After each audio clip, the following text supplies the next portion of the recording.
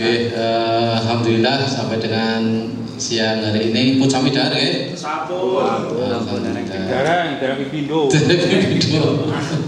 Esi ora Pak Iksan. Oke, alhamdulillah pada siang hari ini kita masih diberikan kesehatan dan kekuatan, mudah-mudahan kuat setelah tadi dahar siang dan bisa mengikuti kegiatan ini sampai dengan selesai. Tadi sudah dilaksanakan pembukaan dan sudah dimulai acaranya. Jadi, saya tadi hanya minta informasi saja ke Pak Iksan situasi di sana. Kalau perlu beriku mau boten perlu. Jadi aku ngomong apa nyong? Oke, mun pirsa napa dari niki situ pasna? Dereng. Ini jare sing arep metu engko bengi pengen subuhi Pak. Ki situ pasna.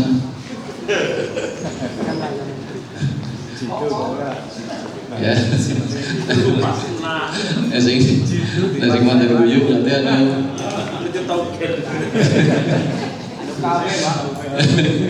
Ayo, siji, tu, pitu. Pasna bira pasna. Situ pasna. Ditunggu nih Pak ngesuk bengi. Oke. Di BPBD ini ada seperti ini. Salah satunya situ pasna. Kemudian ada lagi kaji cepat. Jadi Bapak Ibu yang daftar kaji dereng makan-makan carane meng BPBD.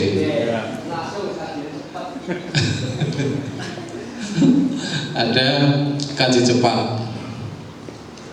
Nah, dengan kaji cepat di BPBD ini memang dibutuhkan, terutama pada saat kondisi gawat darurat, kedaruratan. Supaya penanganannya bisa cepat dan sesuai dengan yang diharapkan, sehingga pada saat kaji cepat tidak terlalu detik. Kebutuhan korban situasi terdampak antara lain seperti itu, ada yang meninggal apa tidak. Itu kaji cepat supaya penanganan kedaruratannya bisa cepat dilaksanakan. Nah, sekarang ada lagi jitu pasna. Jitu pasna ini pasca terkait dengan pasca bencana. Ketika kedaruratan ini umumnya yang datang ke situ banyak, ingin menolong, waktunya tertentu. Nah, setelah kondisi dianggap sudah normal, fungsi-fungsi fasilitas prasarana umum sudah berfungsi, ini biasanya segera dihentikan waktu tanggap darurat. Nah, terkait dengan ini, setelah tanggap darurat selesai, ada pasca bencana. Dampak dari bencana ini bermacam-macam, ada yang fisik, ada yang non fisik. Nah, yang selama ini pada umumnya pasca bencana ini tidak segera ditangani karena OPD umumnya menganggarkan dari program-program yang sudah direncanakan. DPU bangun jalan, kemudian sarana prasarana dan lain-lain sesuai dengan yang telah direncanakan. Kemudian dinas pendidikan, dinas dan lain-lain umumnya seperti itu, karena memang tidak tersedia anggaran untuk penanganan pasca bencana.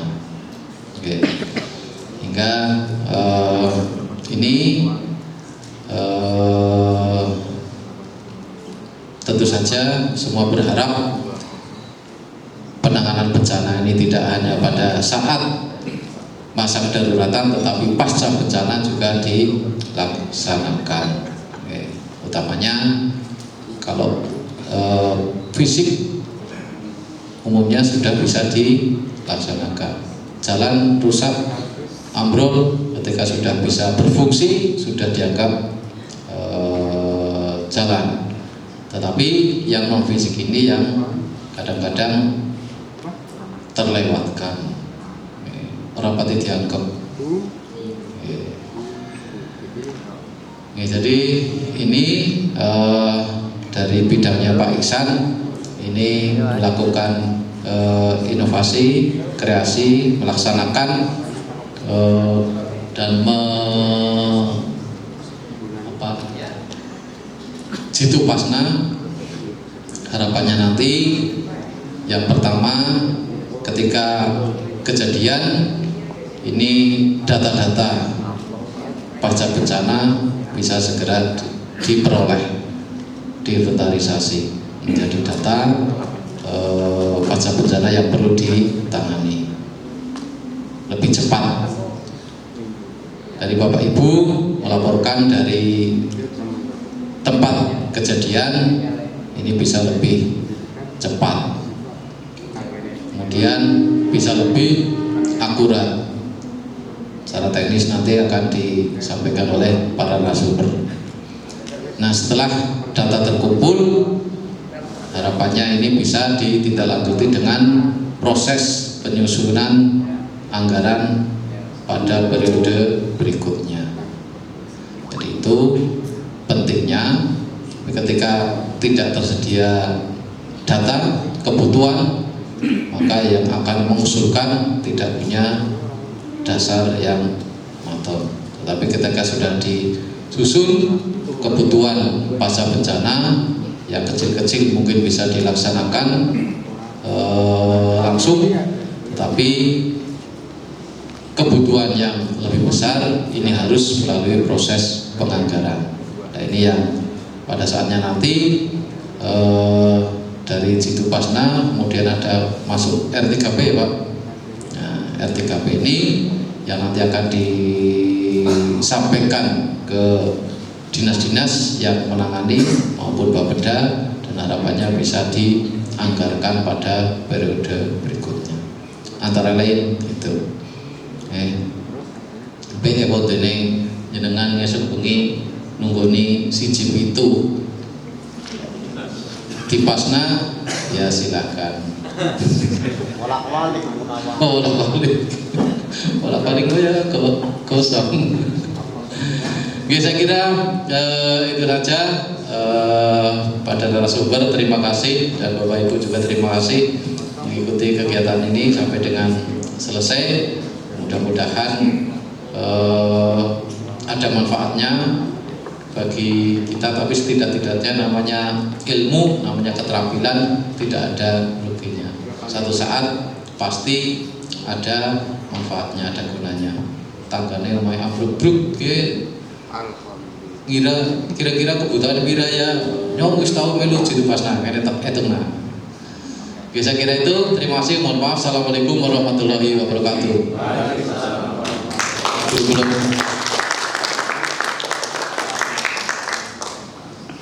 Terima kasih untuk arahannya dari Bapak Kalak BPBD Kabupaten Kebumen. Bismillahirrahmanirrahim. Assalamualaikum warahmatullahi wabarakatuh. Waalaikumsalam warahmatullahi wabarakatuh. Ya, ini saya di sini diamanai jadi narasumber untuk laporan R3P. Nah, ini dari beberapa tahun lalu, yang terutama kejadian-kejadian di tahun 2023 sampai laporan terakhir kemarin bulan Agustus tahun 2024 ya. Nah, kita menyusun laporan R3P itu rencana realisasi dan konstruksi, di mana nanti yang bakal jadi acuan di sini. Nah, dokumen-dokumen ini yang ada di sini dari asesmen teman-teman yang di lapangan. Jadi teman-teman yang di lapangan itu udah mengasesmen kejadian bencana dari kejadian longsor, dari kejadian angin puting beliung maupun kejadian-kejadian yang lain gitu. Ya, mungkin bisa dilanjut dulu. Nah, pada pendahuluannya di sini itu kita tahu semua pasti akan mengalami bencana gitu ya. Nggak cuma di daerah-daerah pegunungan maupun di daerah dataran rendah maupun di tengah-tengah kota gitu ya. Semua akan mengalami bencana, entah itu bencana gempa, bencana angin puting beliung maupun bencana yang lain. Gitu. Maksud dan tujuan dari penulisan ini, adanya R3P ini untuk menyelaraskan pandangan dari kita teman-teman pemerintah maupun dari pusat, daerah dan lainnya gitu. Jadi agar satu pemikiran, satu kesamaan, tidak ada perbedaan antara satu dan yang lainnya gitu. Nah, selain itu juga untuk menyelaraskan seluruh perencanaan yang akan dilakukan, yaitu nanti akan melancarkan rehab rekon dari yang dilakukan di lapangan. Jadi ketika katakanlah di desa Karangsambung ada bencana tanah longsor, nah itu apakah dari tim BPBD di daerah itu memprioritaskan itu dulu atau ada bencana yang lebih riskan, lebih darurat harus ditangani dahulu. Nah itu tujuannya R3P kurang lebih seperti itu juga maksud dan tujuannya. Nah, bisa teruskan. Nah, tujuannya juga sama, hampir lebih dengan maksud hampir sama juga. Jadi tujuan dan maksud penulisan R3P itu untuk menyesuaikan bencana-bencana mana yang diprioritaskan untuk diganti dulu. Nah, dan di dalam dokumen R3P ini juga ada skalanya. Jadi ada bencana dengan skala resiko rendah, skala resiko sedang maupun skala resiko tinggi. Jadi nanti tim dari BPBD itu akan memprioritaskan mana dulu yang bisa ditangani dan diakumulasikan untuk biayanya berapa gitu. Ya, selanjutnya Pak. Nah, ini secara gambaran umum bahwa Kabupaten Kebumen itu terletak di antara 7 derajat 27 sampai 7 derajat 50 lintang selatan dan 109 derajat 33 sampai 109 bujur timur gitu ya. Dan kurang lebih di Kebumen ini itu ketinggiannya mulai dari 9 meter sampai 109 meter di atas permukaan laut. Jadi tidak memungkinkan juga bahwa Kebumen ini akan terjadi bencana-bencana gitu ya. Karena kita mengetahui bahwa kita juga berbatasan langsung dengan Selat Hindia, di mana itu nanti akan muncul bencana tsunami yang kita tidak tahu kapannya dan kita tidak bisa memperkirakan bencana itu kapan terjadi gitu. Nah, dengan kondisi-kondisi wilayah yang selanjutnya nanti akan saya jelaskan sekilas mengenai Kabupaten Kebumen, kita bisa menangani resiko-resiko untuk meminimalisir sebelum terjadinya bencana. Kita sebisa mungkin untuk meminimalisir bencana yang akan terjadi, meskipun nggak tahu kapan itu terjadi. Bisa saja sekarang terjadi gempa megatrust, tapi ya jangan sampai itu. Nah, sebisa mungkin kita tadi udah ada kayak penginstruksi buat ketika ada bencana dan lain-lain gitu. Nah, di sini itu kita memahami lingkungan kita dulu, terutama di Kabupaten Kebumen dan di desa-desa yang mungkin resiko bencananya tinggi gitu. Ya. Nah, kalau secara dilihat dari peta kabupaten, itu Kabupaten Kebumen itu kan di bawah ya, dan itu di pinggir laut dan sampai ada dataran tingginya juga di daerah Sadang, Karanggayam dan lainnya itu. Nah, itu dalam keadaan risiko yang lumayan tinggi juga untuk bencana-bencana yang ada, seperti gempa bumi mungkin yang baru trending sekarang, mungkin dan lain-lainnya, ada curah hujan potensi karena ada angin dari Selat Sunda maupun dari mana gitu yang bisa menyebabkan pergeseran angin yang sangat cepat. Dan di Kabupaten Kebumen ini resiko untuk angin puting beliung juga besar gitu. Nah, untuk peta administrasinya juga kurang lebihnya seperti itu. Mungkin kita udah paham lah, karena setiap desa itu cuma letak geografisnya dan menandakan di mana tempat-tempat yang tinggi dan yang di bawah gitu. Ya. Nah, ini kalau kita ngambil data dari satu pintu, bahwa kalau dikatakan Kabupaten Kebumen itu memiliki beberapa bencana gitu ya, terutama yang pesisir selatan. Itu karena berbatasan langsung dengan Samudra Hindia, Nah, itu yang merah ini merupakan potensi-potensi yang sangat besar terkena tsunami gitu. Itu daerah selatan, terutama yang perbatasan kayak pantai kayak daerah Petana, terus desa yang selatan itu. Ya, kalau dikatakan kemarin megatrust itu menyebabkan tsunami 20 meter atau berapa, nah ini kemungkinan malah bisa sampai ke yang titik mu gitu. Gitu.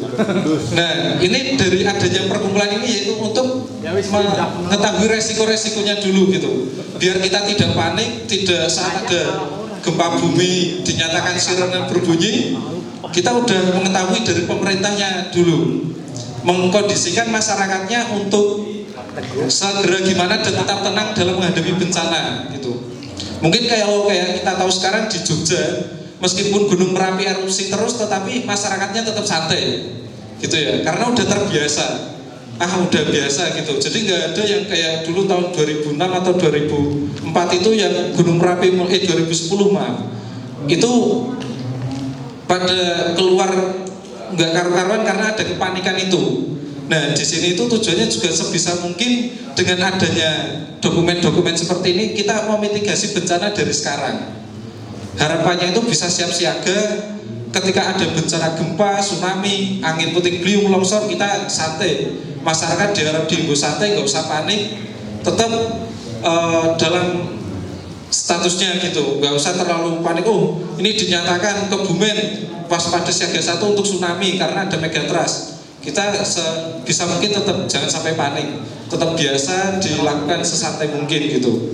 Nah, dari peta ini kita kan bisa menilai dari pemerintah desa yang di bagian selatan Jawa, di selatan Kabupaten Kebumen ini, oh ternyata di Kabupaten Kebumen ini yang merah daerah saya, kecamatan ini, desa ini, untuk resiko tsunami-nya itu besar gitu. Dan yang mungkin di daerah tinggi itu lebih memungkinkan untuk yang longsor. Terus yang daerah di tengah itu mungkin lebih ke banjir karena curah hujan yang tinggi juga di Kebumen. Nah, ini selanjutnya. Nah, ini secara sekilas itu kalau dilihat dari iklimnya sendiri di Kabupaten Kebumen pada tahun 2023 jumlah curah hujannya itu enggak terlalu tinggi kayak tahun-tahun sebelumnya yang pernah banjir sampai beberapa hari gitu ya. Nah, ini juga alhamdulillah juga bagi Kabupaten Kebumen enggak terlalu resiko bencana siap siaga banjir dan lain-lain gitu. Nah, kalau melihat data ini kita juga harus siap siaga juga. Tidak ada kemungkinan juga bahwa jumlah curah hujan yang ada pada bulan Februari itu sebesar 440 mili gitu ya. Nah, itu tidak memungkinkan tahun-tahun berikutnya itu juga tidak terjadi bencana atau hujan yang besar juga gitu.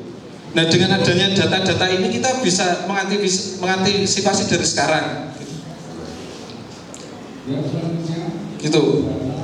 Nah, selanjutnya untuk bulan Maret kecepatan angin ini untuk menanggulangi bencana dari angin puting beliung kayak sekarang pancaroba gitu. Nah, itu kita bisa melihat dari situ kita untuk memitigasi bencana dari angin puting beliung kapan aja yang ada di bulan-bulan itu gitu. Kita bisa melihat dari data terus kita bisa mengantisipasinya dari sekarang gitu. Mungkin selanjutnya. Nah, untuk pengkajian kebutuhan pemulihan pasca bencana sendiri itu rehabilitasi dan rekonstruksi pasca bencana dalam rangka untuk memulihkan. Jadi setelah adanya bencana itu nanti bencana ringan itu bisa kita langsung dampingi atau tidak gitu. Kita nanti diputuskan dengan teman-teman tim BPBD yang memiliki dana dari pemerintah gitu. Nah, setelah itu nanti ada asesmen dari teman-teman di lapangan. Kita dijadikan satu untuk kita susun menjadi sebuah laporan gitu. Nah, untuk alur komponen Jitu Pasna sendiri itu, pertama itu terjadinya bencana, terus pengkajian akibat bencana. Di sini kita itu melihat kerusakan, kerugian, kehilangan akses, gangguan fungsi, peningkatan resiko. Jadi ketika kita kita tim relawan untuk asesmen di lapangan, kita nanti akan mencatat tentang kerusakannya berapa, kerugiannya berapa, gangguannya apa, gangguan fungsinya apa gitu. Nah setelah itu dibuat nanti ada pengajian dari dampak bencana itu. Nah katakanlah ada jalan longsor gitu. Nah itu dari segi ekonomi dan fiskal, sosial budayanya itu ada enggak gitu. Nah selanjutnya juga setelah itu juga dikaji tentang kebutuhan pemulihannya berapa saja.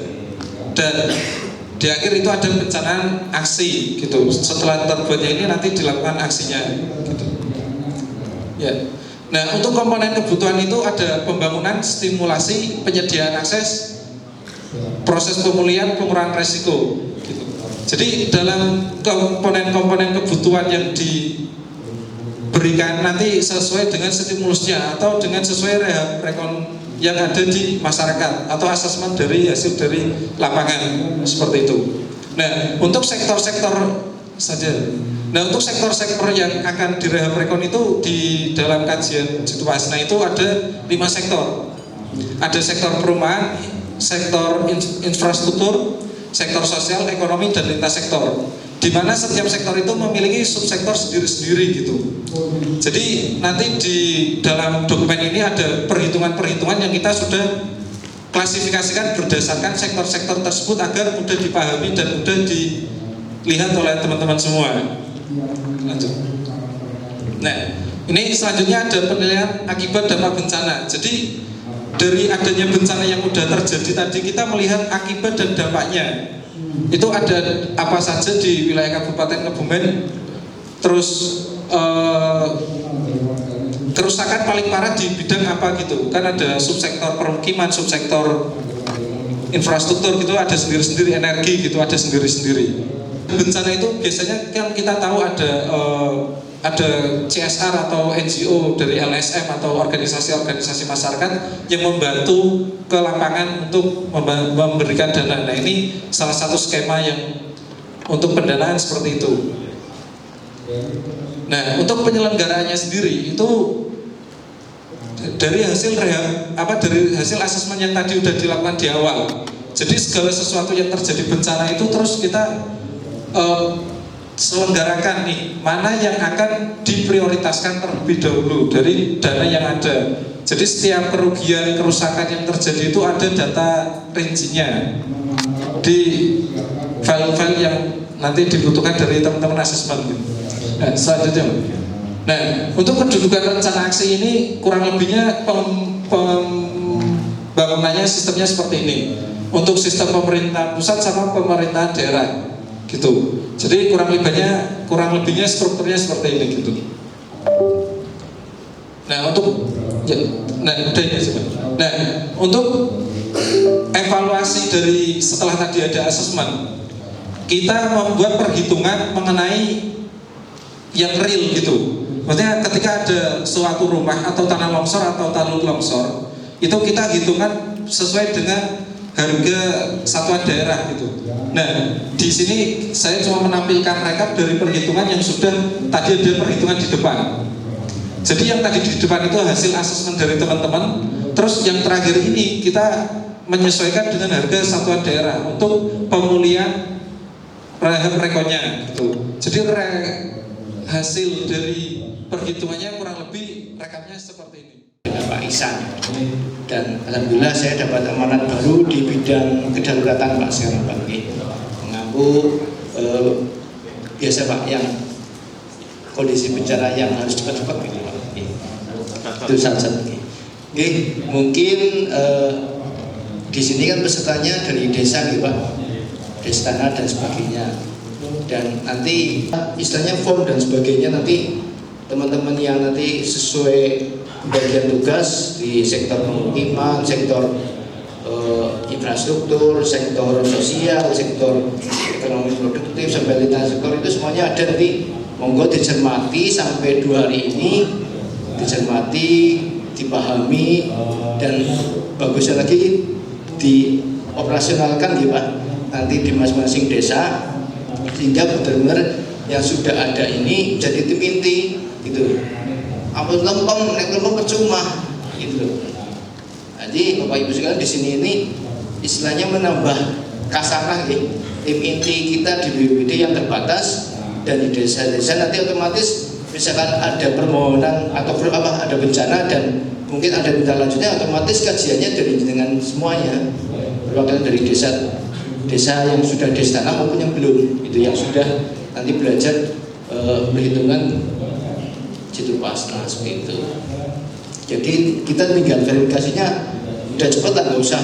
Kalau yang belum kan otomatis mungkin belum paham ya alurnya, jadi keliru itu. Kalau ini mudah-mudahan dengan nanti 2 hari ini mudah-mudahan nanti tak nambah Pak oleh Pak kepada teman-teman yang nanti jadi narasumber sedetail-detailnya, sehingga dengan dalam melaporkan kejadian bencana yang pas kondisi darurat maupun sampai ke peralihan ke pascanya itu komplit, apalagi nanti. Untuk kali ini saya akan menyampaikan manajemen pemulihan pasca bencana. Tadi sudah disampaikan Jitupasna, pengkajian kebutuhan pasca bencana. Itu siji itu 45. Ya.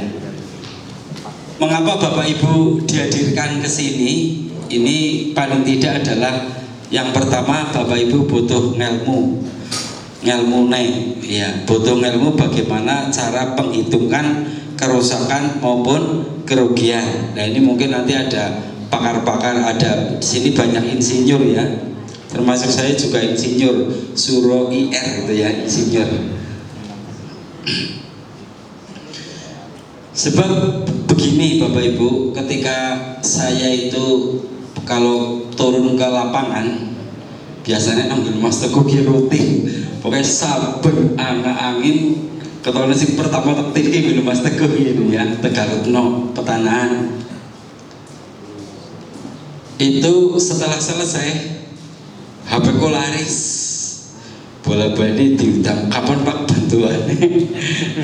Kapan Pak bantuannya? Kalau nikah Pak Iksan. Nah inilah makanya kalau yang terjun dari Bapak Ibu sendiri kan tidak perlu bola-bali takon. Nah nanti kan ada semacam di samping itu penanganan bencana yang paling efektif adalah masyarakat sendiri ya, makanya BPBD logonya ya segitiga, 3 komponen, pemerintah, masyarakat, dan dunia usaha. Apa itu bencana? Ya, konon kabarnya bencana di Kebumen ini merupakan supermarketnya bencana. Ya, terus dari beberapa bencana ada tambahan satu lagi memiliki potensi terutama jalur selatan Mas Teguh. Jalur selatan dia wis di gempa, tsunami, tambah siji maning Mas, likuifasi ya, berdasarkan info dari BVMBG apa gue tahun gue sing kelambi oren pada bulan Oktober ya tahun 2023 di Pendopo Kebumian, BVMBG menyampaikan bahwa salah satu potensi di jalur selatan memiliki ancaman likuifasi. Likuifasi itu apa? Lumpur yang keluar dari dalam perut bumi. Bapak Ibu pernah ya kurang lebihnya pada waktu di Palu itu ada 3 bencana ya, ada 3 bencana, ada gempa, kemudian tsunami, dan satu lagi likuifasi ya. Konon kabarnya yang likuifasi itu lumpur keluar kemudian sambil mengalir, dan mengalirnya itu ada yang membawa rumah, ada yang membawa pohon dan sebagainya. Jadi luar biasa. Terus likuifasi di pesisir selatan itu dipicu, yang salah satu penyebabnya adalah pengambilan air tanah yang terus menerus rutin Mas, rutin ya, itu salah satu pemicu. Makanya kita sebagai insan Pancasila ya, insan Pancasila, kita berdoa lah ya, semoga ancaman-ancaman yang selama ini didengung-dengungkan itu tidak terjadi. Umpama terjadi ya berapa ratus tahun yang akan datang. Karena berdasarkan teori itu bencana adalah sifatnya berulang, jadi ulang tahun. Hanya tahun keberapa itulah yang tidak bisa diprediksi. Bencana merupakan situasi atau peristiwa yang terjadi secara tiba-tiba, ya, jadi tiba-tiba, terus menimbulkan dampak buruk bagi kehidupan.